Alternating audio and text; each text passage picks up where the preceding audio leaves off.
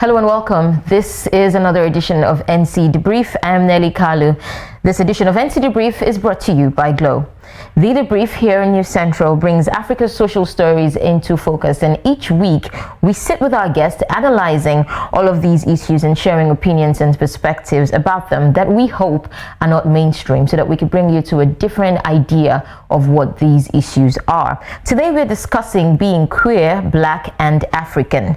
Now, these are things that in this world may actually be a struggle for people. It could be a struggle in certain parts of the world where you go to be African, to be from the most dominant Black continent that is not particularly the richest.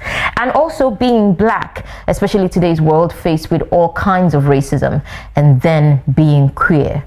And you find that you have to represent who you are, both your sexuality, your race, and as well your continent. It's quite a lot of burden to place on one person, either one of them. Now just imagine where one person has to go through the world bearing all three representations. What does that really mean for us to be queer, Black and African? And I'm not alone in this conversation. You can join the conversation by using the hashtag NCDebrief and share your thoughts with us. But joining me today in this conversation is Dorothy Njemanze, who is involved in human rights activism in Nigeria. It's good to see you again, Dorothy. Thank you for having me here. And Babalwa Nchau, who is also a person who speaks up openly about being intersex and uses her YouTube channel to share experiences with travel and lifestyle. Now, I think you are in the best position because of travel and lifestyle to explain to us what it means to you to be queer, Black, and African. Yeah, it's quite difficult because to every place that I travel to, I tend to have to be a different character and respect that place's legislation and laws and that kind of stuff. But if there's one thing I never lose is actually being Black. Yes. So that's a totally different story. However, my queerness is quite different from other people's queerness because I still associate as female, and I'm just born differently because I'm intersex. Exactly. Now, that is also something that I think many Africans don't exactly understand. And I know that I might have used this twice, the word exactly, but I'm looking for specifics so that I can point out the confusion. And I say that word confusion. Now, some people have analyzed this to be people are afraid of what they don't understand. However, Kenya tried and says, we will count you in our census, not just as a man, not just as a woman, but as you are. But the intersex community in Kenya says that's a good step, but it's not a complete step. On the census, they could never find a space for another gender that wasn't male or female. So either way, you had to pick at that moment as an intersex what you were.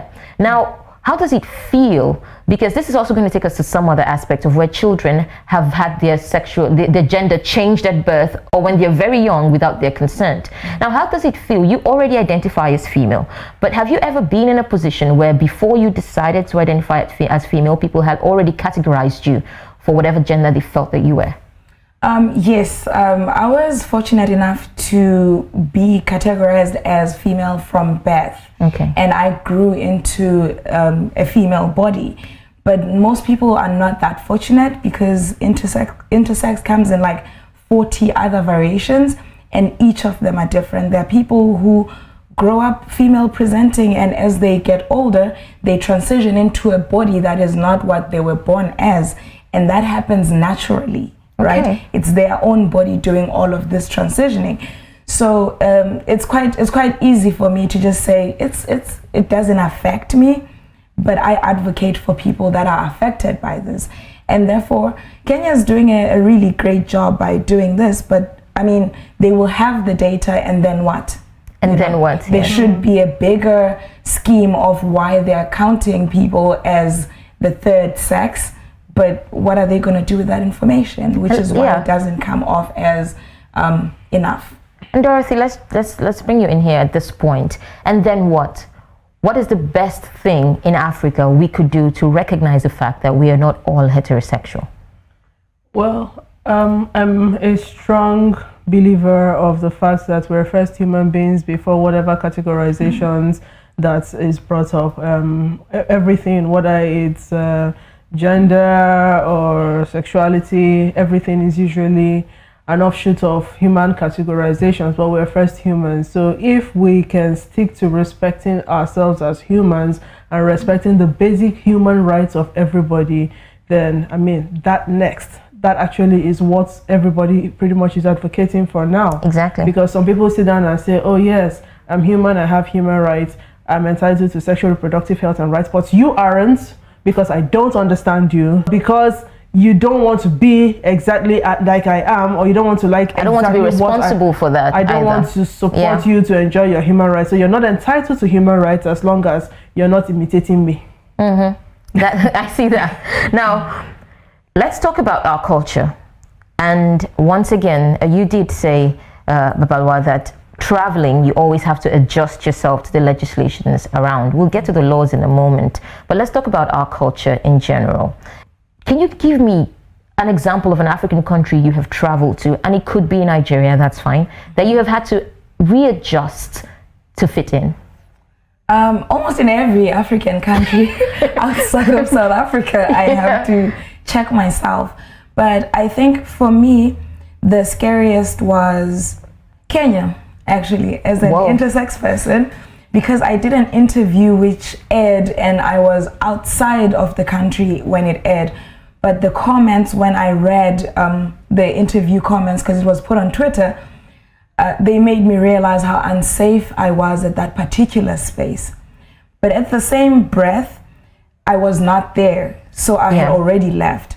I once was in South Africa, believe it or not, and we were gathered as intersex people to be in the room with traditional healers in order to educate them, because they are the people responsible for helping our mothers give birth in the rural areas. So they're like our midwives, so to speak, and they tend to kill intersex babies when they're born because they are apparently bad luck. So we were in this one room and we were trying to explain that intersex is basic biology. There's nothing you can do about it, and there's nothing wrong with the baby. Don't kill the babies. And the questions that came out of that room got everyone scared, and I knew that anything could happen at that point. And these are South African people, and this is the most liberal country in Africa. Yeah. And we still deal with situations like that. That brings us to our level of tolerance we're talking about. But just because curiosity kills me as a cat all the time, but I have 9 lives. Which question scared you the most? The one question that a very young woman who is a Sangoma asked was, so as an intersex person, do you think like it's okay to make potions out of your body? Oh my. So to my understanding, if someone has a store and their store is not doing so well, if they could take a piece, you nicely, no, they don't. Would you give? No, they literally kill you and take a part of you and consider you to make what they have. So basically, since you're doing something bigger than ordinary, wouldn't you consider that like an honor? I don't know. Oh my goodness, I can't even believe I'm trying to rephrase that. Yeah, I know. Now, the Sangomas kill the babies at birth, Dorothy. In civilized climes like the US, doctors are giving the liberty, either by parents or advise parents, to make that choice for the baby right there and then. So you're not killing the baby, but you're setting an emotional and biological path for a child that they haven't yet decided.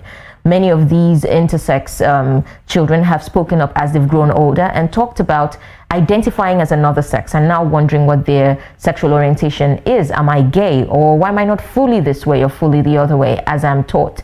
Parents make these choices sometimes because of the kind of child they want. I've been praying for a girl since, I might as well just pick a girl. These are choices parents make. Do you think it's coming from a rather selfish place? And to whom should the burden of choice be?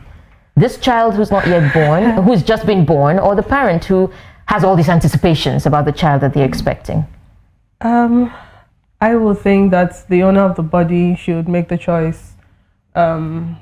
Because what if you made a choice for a particular gender that you find attractive, and then upon growing up, the child says, no, I rather have preferred this gender, and all of that, you know. I think it's a gradual process. Now, for There's a particular story that I remember very well where this lady who was born, intersex, had a baby, and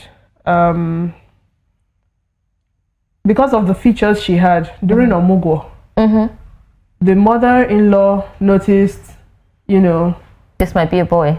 No, as far as she's concerned, she says she has more features than the husband, and so she was concerned, like, what is this? It's an evil person, and they took the child away from her. And as far as I don't know how it went eventually, but it ended up in a situation of, can you first of all give her back her kid before you decide? And they said, no, our blood will cleanse this child. But you see, this is an evil spirit. We don't understand this kind of thing. What I'm saying is not normal. Yeah. And everything. Let me cut in there and explain that Omugwo is a traditional Igbo rites and practice where when a woman has given birth, her mother-in-law or the mother, visits, stays with her, and goes through the nursing period with her. And the husband's position was, hey, I know my wife. I know how my wife is. I love my wife the way my wife is. And so there were talks about, oh, very soon you'll be gay. Very soon you'll be this, very soon you'll be that. And he said, I know my wife. Okay, instead of you to come up with this gender you want my wife to be, can you help with the surgical process? The wife was the intersex in this case, not the baby. No, the wife. But they took the baby away from her. Because she's evil, so that she doesn't contaminate an unborn child. All right, we're going to take a quick break and we'll continue with NC Debrief. And this time around, we'll be looking at the legislation surrounding it and the ignorance not only around intersex, but around queer people in Africa. And truly, walking around queer, black, and African, should we also be proud at the same time? Does that make it easier? We'll talk about this in a moment. To stay with us.